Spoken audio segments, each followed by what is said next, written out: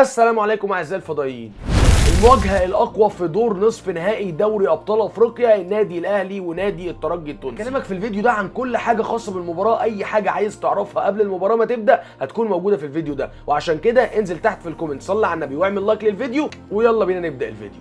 النادي الاهلي صاحب الارقام والبطولات بقياده السويسري مارسيل كولر الرائع في الفتره الاخيره. النادي الاهلي اللي بيلعب اخر 9 مباريات ليه بدون هزيمه، اللهم الا مباراه وحيده كان فيها تعادل، والتعادل ده كان في صالح النادي الاهلي وهي مباراه الاهلي مع الرجاء المغربي في المغرب العربيه الشقيقه، وقدر النادي الاهلي انه يتعادل سلبان وكانت النتيجه في صالحه وخلته يتاهل لدور نصف نهائي دوري ابطال افريقيا. النادي الاهلي قابل بعد صن داونز والمباراه الكارثيه اللي خلصت بنتيجه 5 اهداف مقابل هدفين لصن داونز في جنوب افريقيا، قابل القطن وقابل الهلال السوداني وقابل غزل المحله وقابل الرجاء وعدى من كذا فرقه وحرفيا كان عامل اداء فوق الرائع. على الجانب الثاني نبيل معلول المخضرم التونسي اللي يعني تقدر تقول ان هو مش مستقر فنيا مع الترجي التونسي، والراجل لسه جاي ما بقالوش كام شهر ولسه مش قادر ان هو يظبط الدنيا مع الترجي التونسي، والدليل على كده ان الترجي في الوقت الحالي اصلا بيحتل المركز الخامس في الدوري التونسي الممتاز، وكمان اخر مباراتين لعبهم خسران بنتيجه هدف مقابل لا شيء والحاله معاه في قمه التذبذب. واوعى تنسى برضو ان الترجي التونسي عشان يتاهل لمباراه نصف نهائي دوري ابطال افريقيا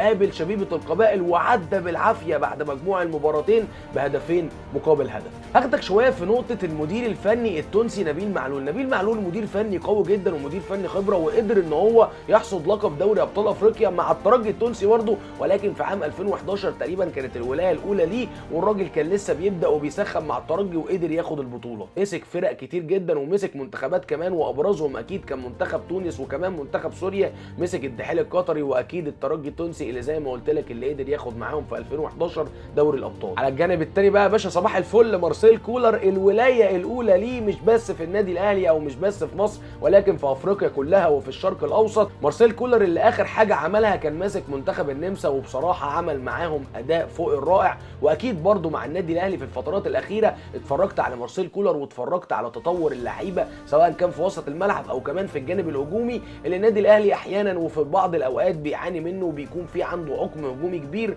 وده اللي بيحاول مارسيل كولر ان هو يحله في الفترات الاخيره. مارسيل كولر بيعتمد على تشكيله هي اكيد المختلفه تماما عن كل تشكيلات النادي الاهلي في اخر فترات ليه، واكيد بالنسبه لكل المديرين الفنيين اللي فاتوا اللهم الا بيتسو موسيماني. السويسري بيحب ان هو يلعب بثلاثه في وسط الملعب. مروان عطيه اللاعب اللي جبته من الاتحاد بطريقه مرعبه، وبيني وبينك اقوى صفقه محليه للنادي الاهلي في الفتره الاخيره، وبلاش اقول الفتره الاخيره قوي لان انت بصراحه جبت حمدي فتحي وجبت كذا لاعب اقوياء جدا، بس خلينا نقول اخر صفقتين ثلاثه كان عندك خالد عبد الفتاح وعندك مروان عطيه، اثنين لعيبه اقوياء جدا. ومروان بيني وبينك الراجل مش عاتي الله اكبر في وسط الملعب، ويعني ايه 5 عشان خاطر ما نحسدوش وربنا يكرمه، واحنا اصلا الدنيا عندنا في الاصابات بتبقى بطيخ بتقلب بسرعه. بيلعب جنبه حمدي والسوليه، ممكن ديانج والسوليه، ممكن ديانج وحمدي جنبيهم مروان عطيه، واعتقد ان دي هتبقى الاقرب في ظل غياب عمرو السوليه. عندك خط دفاعي رائع في الوقت الحالي، ولكن محمود متولي يبدا يركز بس شويه،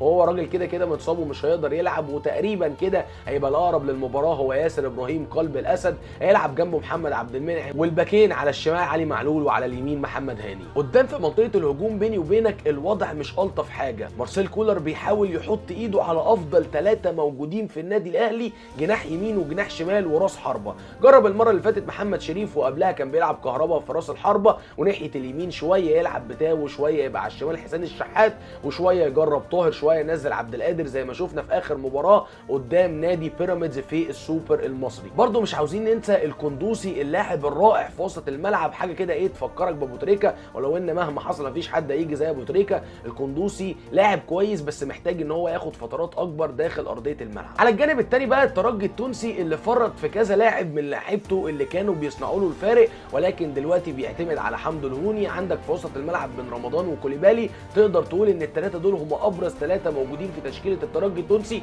واكيد برضو غياب المعز بن شريفيه اكيد هيأثر بالسلب على الترجي التونسي في حراسه المرمى، واكيد مهما كان مستواه سيء فهو الحارس الاساسي لنادي الترجي التونسي، و100% غيابه هيأثر بالسلب على الترجي. وبرضو مش عايزين ننسى محمد علي حموده لاعب الترجي التونسي اللي قضاها اعارات شويه ويرجع شويه ويرجع، الراجل اللي بيمتلك 188 او تقدر تقول 190 سم، راس حربه قوي جدا وعالي جدا، واكيد لو ما كانش عليه رقابه هيشكل خطر كبير قوي على مرمى محمد الشناوي. السلاح الاخطر في تشكيله النادي الاهلي 100% لازم يكون علي معلول اللي دايما بيقسو على ولاد بلده، واكيد كمان كهربا لو بدا هيشكل خطر قوي جدا على مرمى الترجي التونسي. وبرده مش هنقدر ننسى البرنس بيرسي تاو الجنوب افريقي البرازيلي الرائع اللي بيعمل حرفيا كل حاجه في الكوره، ولكن ناقص له بس ان هو يركز في الفينش وهيبقى في حته ثانيه خالص. اكيد الترجي التونسي مش هقول لك غير حمدو الهوني. حمدو الهوني لاعب لو مفوق وفي يومه هيصنع لك الفارق 100%. توقعي لسيناريو المباراه، اعتقد الترجي التونسي اول ما ينزل هيبقى عايز يخض النادي الاهلي، خصوصا ان هو بيلعب على ارضه ولكن مش في وسط جمهوره، لان الجمهور بتاعه حصل فيه مشكله والترجي اتعاقب بسبب مباراته مع شبيبه القبائل الاخيره اللي كانت بتتلعب في استاد رادس. الترجي اكيد حته الجمهور هتاثر معاه جدا، واكيد ده عامل ايجابي 100% للنادي الاهلي. النادي الاهلي اول ما ينزل هيحاول ان هو يخطف الترجي التونسي، واعتقد زي ما بقول لك الترجي هيبقى عايز يخض الاهلي، ولكن الاهلي رده هيبقى قوي. الاهلي لو قدر يمتص نادي الترجي التونسي في اول 15 20 دقيقه 100% الاهلي هيقدر يخلص المباراه، او تقدر تقول نص النهائي كله هناك في رادس، ومش هيستنى القاهره عشان يحسم التاهل لدور النهائي. انزل تحت في الكومنتس بقى قول لنا رايك في الحلقه، وقول لنا كمان توقعك لنتيجه مباراه النادي الاهلي مع نادي الترجي التونسي في نصف نهائي دوري ابطال افريقيا. وصاحب التوقع الصح هنحط اسمه ان شاء الله والسكرين بتاعت الكومنت بتاعه في الحلقه اللي جايه. واخيرا دمتم في امان الله، واشوفكم ان شاء الله في حلقه جديده على قناه الفضائي، والسلام عليكم.